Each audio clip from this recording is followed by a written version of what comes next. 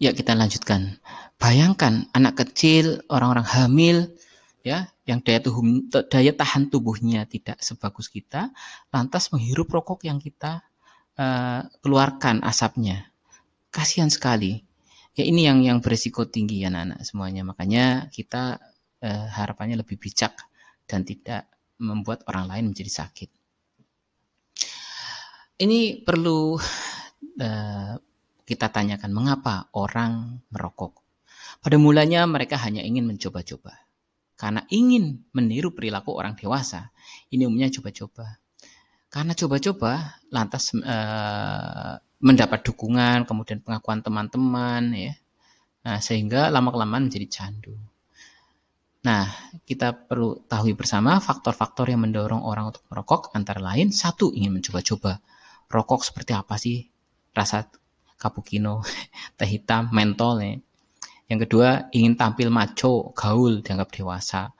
3, rokok dianggap sebagai penghilang stres. Terus rokok, ya kita terpengaruh iklan, ya. Kadang-kadang pengaruh iklan. Terus berikutnya adalah harga rokok murah dan mudah didapat. Ini penyebab orang-orang merokok. Padahal yang perlu kita pahami bersama, dibungkus rokok, iklan satu-satunya iklan yang kontradiksi adalah iklan rokok.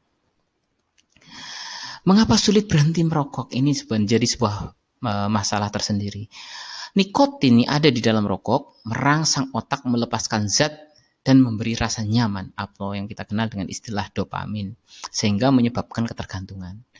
Ketika seorang tidak merokok, maka terjadi gejala putus nikotin, seperti rasa tidak nyaman, sulit konsentrasi, dan mudah marah. Untuk mempertahankan rasa nyaman, timbul dorongan untuk merokok kembali. Inilah awal dari proses kecanduan. Nah, sekarang bagaimana cara menghindarinya? Cara menghindari ajakan merokok. 1, hindari berkumpul dengan teman-teman yang merokok. Yang kedua, jangan takut mengungkapkan bahwa kamu tidak suka rokok. Katakan dengan sopan agar kamu tidak dijauhi oleh teman-teman yang merokok. Maaf, saya tidak merokok. Yang ketiga adalah perbanyak mencari informasi tentang bahaya rokok dari berbagai sumber. Keempat, yakinkan dirimu bahwa rokok bukan sarana pergaulan.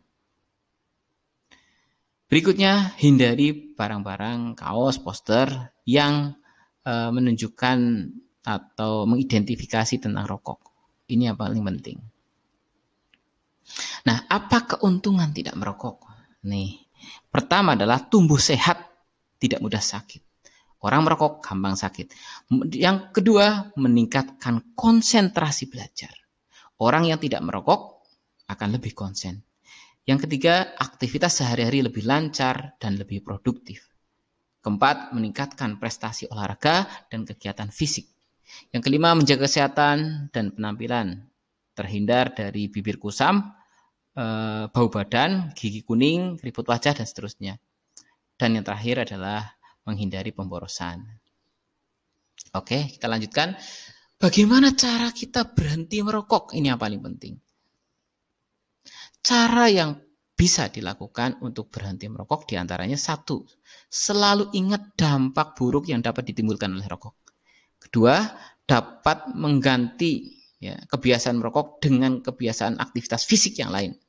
Sibukkan dengan aktivitas fisik yang lain seperti jogging, badminton, sepak bola, renang, dan seterusnya. Yang terakhir adalah berpikir skala prioritas. Daripada beli rokok, mending beli yang lebih bermanfaat. Nah, lihatlah, ini kandungan bahan dalam rokok. Ada kadmium, toluene, heksamin, metanol, karbon monoksida, dan seterusnya. Banyak sekali. Ya, inilah gambaran rokok. Ya, bahaya rokok bagi pemula. Ya, yang jelas gampang kena penyakit, lemah berpikir, kurang kecakapan verbal, penurunan mental, ya, fungsi mental menjadi menurun, dan kemudian fisik menjadi rapuh.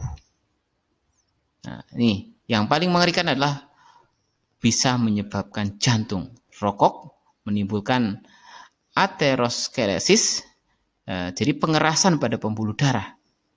Kondisi ini merupakan penumpukan lemak dan arteri. Lemak dan plak memblokir saluran darah, membuat penyempitan pembuluh darah. Ini yang menyebabkan penyakit jantung.